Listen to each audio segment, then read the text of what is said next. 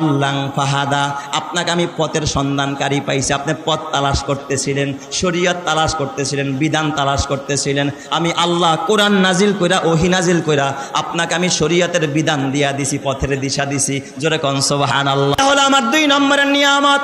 3 নম্বরের নিয়ামত, আল্লাহ তাআলা ডাক দিয়া কাওয়া ওয়াজাদাকা আইলান ফাগনা। নবী আমার, আপনাকে কিন্তু আমি একেবারে নিঃস্ব পেয়েছিলাম, অভাবী পেয়েছিলাম। আপনি বড় অভাবী ছিলেন, আপনার পকেটে টাকা ছিল না, ঘরে খাবার ছিল না, চুলায় আগুন জ্বলতো না।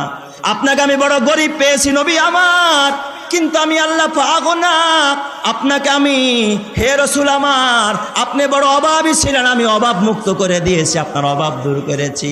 আল্লাহ কেমনে অভাব দূর করছে? তা করে নাই, তারাও ইসলামকে ঠেকাইতে পারে নাই। এই যুগেও সেই ইসরায়েলের কুত্তা বিনিয়ামিন নেতানিয়াহু এবং তাদের দূষর, চাইছে আমেরিকা হোক, চাইছে ভারত হোক, তারাও ঠেকাইতে পারবে না। অপেক্ষায় থাকো, মুসলমানদের জুতা তোমাদের গালে মোলাকাত করবে। কথা ঠিক না? ঠিক জোরে কার?